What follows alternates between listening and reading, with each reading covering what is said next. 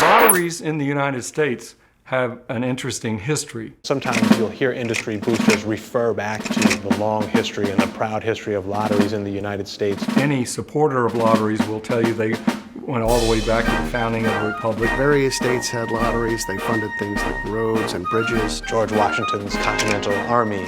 They would hold a public lottery to build a building at Princeton or something like that. It would be basically a raffle. State-sponsored large lotteries of the kind that we know now really grew up after the Civil War, when the country was devastated and they didn't really have functioning governments.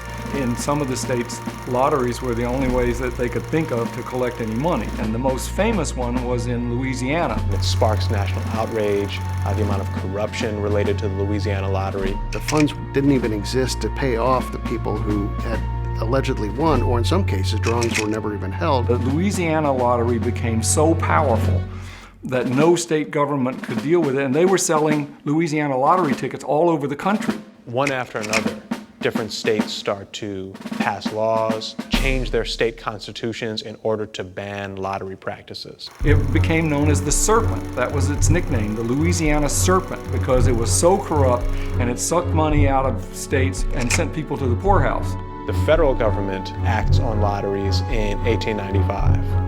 With what is sometimes called the Federal Lottery Act. People were so desperate to figure out a way to get rid of the Louisiana Serpent that the Supreme Court gave the federal government power to regulate it because it was gambling across state lines. From that point on, there were no lotteries in the United States anywhere in the 20th century. They were illegal. And that was the case through 1964, when New Hampshire instituted the modern era's first state lottery.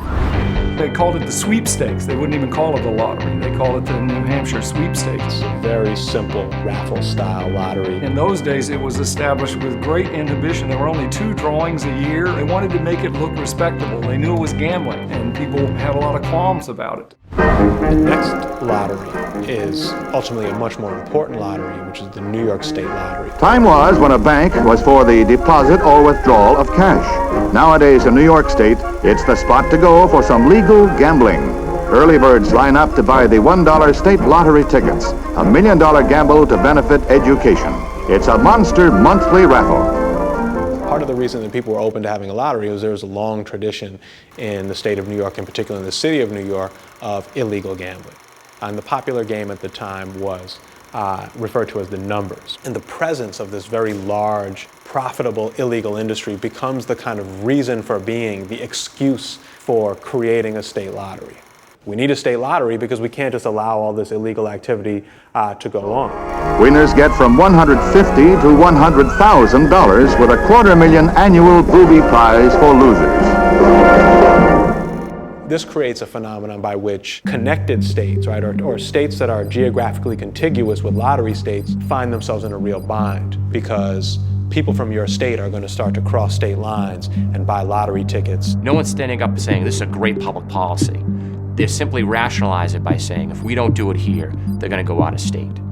This was a public policy driven by politicians and very powerful lottery interests. The corporations that are interested in lottery contracts, they're some of the most effective people in terms of changing state laws. It wasn't like constituents were demanding, more places to lose money. They literally went around and taught legislators in different states how to change state constitutions. Find out the right messaging that would appeal to certain demographics. And they could just hand them a template bill. They run a campaign, they drive it. And say, look, you just fill. We here, the people of the state of blank, are interested in having a lottery in the year of blank, and on and on and on. They would tie it to either education dollars, we're going to fund college scholarships with it. And that's who spreads the lottery trend. So all of a sudden, one by one, these lotteries are happening. Because they knew in order to grow, they would have to get more and more states to change their laws. And all of it has happened with virtually no national debate.